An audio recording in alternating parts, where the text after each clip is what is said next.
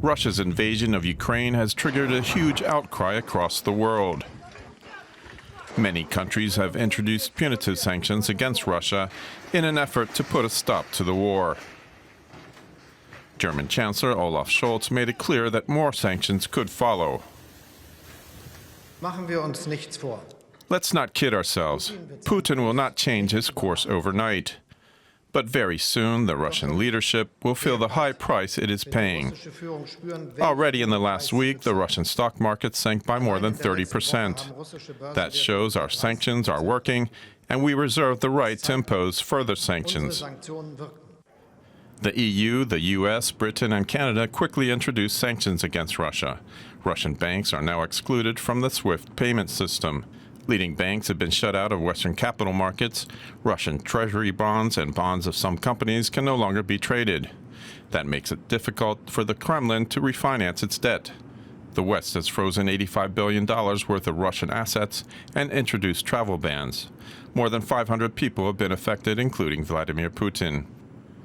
Russia's access to computer chips, computers, and other high-tech products has been blocked. The latest sanctions sent the Russian ruble tumbling more than 30%, and the Russian central bank more than doubled its key interest rate to 20%. Some of the country's banks are expected to collapse, and analysts believe the sanctions will cripple the Russian economy for years to come. But the full effects could take months or even years.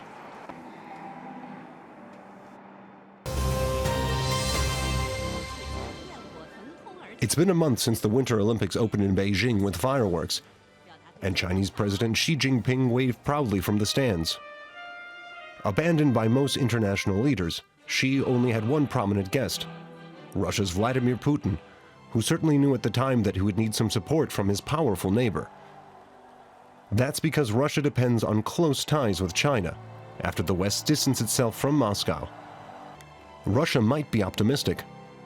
Last year, bilateral trade with China jumped 36% to a record $147 billion. It's set to reach $250 billion soon. That's 40% more than current trade volume between Russia and the EU.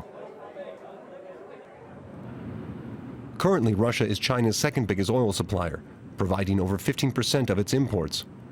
The country also covers 5% of China's demand for natural gas. Meanwhile, trade in foodstuffs has been growing fast. In 2019, China allowed the import of soybeans from Russia. Last year, it added beef to the import list, and just last week, wheat. China is also a huge buyer of timber from Russia's Far East, with imports worth more than $4 billion last year. As for trade in the other direction, China sells machinery, mobile phones, cars, and consumer products to Russia, with exports surging by a third last year. China is also Russia's largest foreign investor, having issued at least $125 billion worth of loans for infrastructure projects that are largely tied to China's Belt and Road Initiative.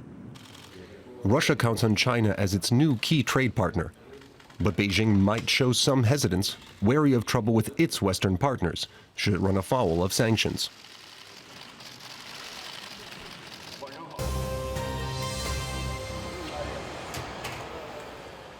The assembly lines are shut down in the Russian city of Kaluga. Volkswagen Polos, Tiguans, and Skoda's Rapid are no longer being produced following Russia's invasion of Ukraine.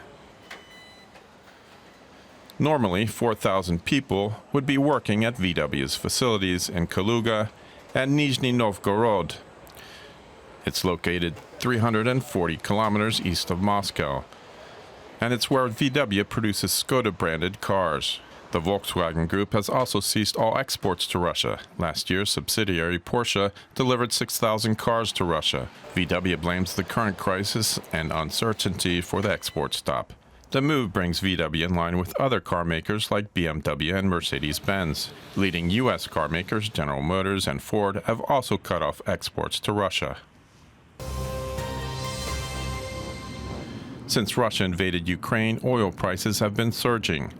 Leading industrial nations now want to tap their oil reserves to mitigate the situation for consumers and companies.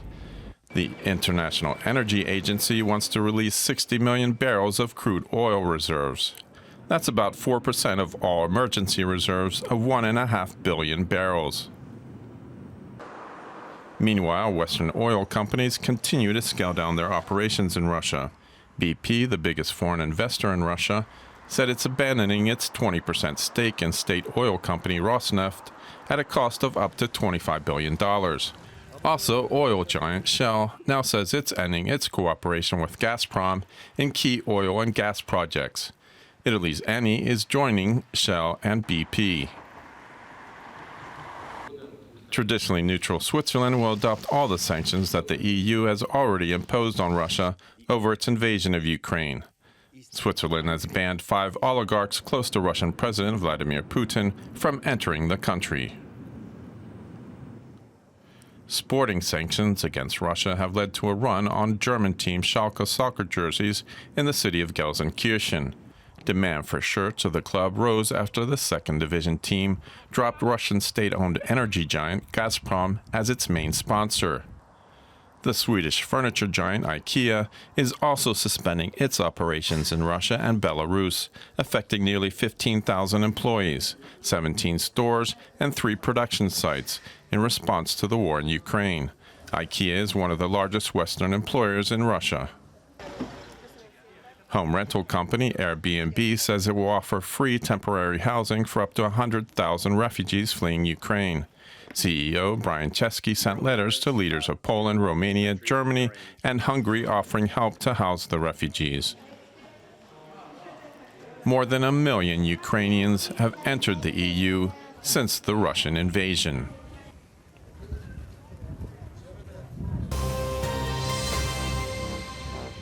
The closure of Russian airspace following the invasion is set to cause massive disruption to international air cargo and traffic. Cargo flights and passenger aircraft to Asia have to take different routes. Lufthansa Cargo says that flights from Central Europe to Japan, Korea, and China can take several hours longer and will carry up to 20% less freight. This will make flights and freight more expensive. Shipping is also feeling the consequences of the war and the sanctions against Russia. The world's largest container shipping company, Maersk, suspended nearly all container deliveries to and from Russia. There will be exceptions, however, for foodstuffs, medicine, and humanitarian goods. German manufacturers are worried about bottlenecks, especially in raw materials and intermediate products, and possible price increases. German car makers have around 50 suppliers and manufacturing sites in Russia and Ukraine. It's still too early to predict what impact exactly the war will have. Russia and Ukraine are amongst the largest exporters of wheat, accounting for about 1/3 of global exports. But these exports are now at risk, and this is hitting poorer countries in Africa and Latin America in particular. They're dependent upon cheap imports.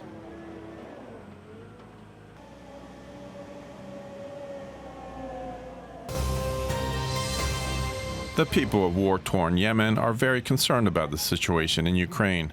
Yemen's wheat reserves are expected to last only a few more months, but many, like here in the capital Sana'a, worry about rising flour prices. The Russian war against Ukraine will affect the whole world and not just us. Yemen will undoubtedly be affected. We're an importer of wheat, and most of our food supplies come from abroad. Lebanon says it has wheat reserves for just 1 more month. Its largest silos were destroyed in a massive explosion in Beirut's harbor 2 years ago. The country depends on wheat imports, with nearly 60% coming from Ukraine. The government is now looking for alternative sources. We've reached out to a number of countries, including the US, India, Canada, and Europe, that produce the soft wheat that's needed for the Arab bread styles we produce in Lebanon. Turkey depends on wheat imports from Russia. The country is in the midst of an economic crisis with runaway inflation. There have been massive protests over rising food prices. When we talk about relations with Russia, we usually think about weapons or energy. But much more significant is that Turkey is very dependent on the Russian agricultural sector, especially for wheat, barley, soybeans, sunflowers, and corn. We buy everything from Russia, even chickpeas. Many Turks fear the war will make matters worse and continue to drive up the prices of basic foodstuffs. The sanctions against Russia and its counter-sanctions will affect many European companies.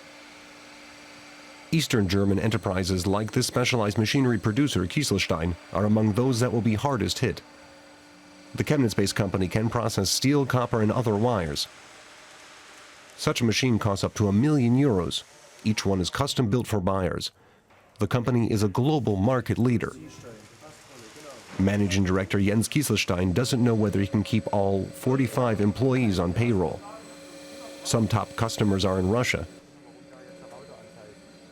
But the sanctions resulting from Russia's invasion complicate business.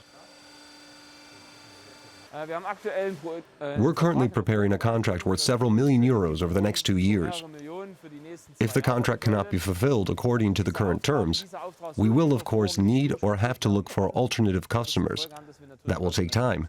It could lead to a cut in working hours, and in the worst case scenario, to layoffs. The medium-sized company is not an isolated case. In the eastern German city of Chemnitz, formerly Karl-Marx-Stadt, many companies have long-standing business ties with Russia. Christoph Neuberg, a foreign trade expert at the region's Chamber of Industry and Commerce, believes that hundreds of millions of euros in sales have already been lost here due to the sanctions following Russia's annexation of Crimea in 2014. Today, Putin's war could bring trade with many former Soviet republics, such as Georgia, to a standstill. Because Russia actually has a central distribution function. Many companies have established a subsidiary in Moscow or in other Russian regions, especially in the metals processing sector. And from there they were active in the surrounding regions. Jens Kieselstein does not believe that the latest sanctions will really hurt Russia, at least not as far as trade is concerned. We have Asian competitors there who then just bridge a gap in the market, and that would lead to cuts in our business here, so others would fill the gap.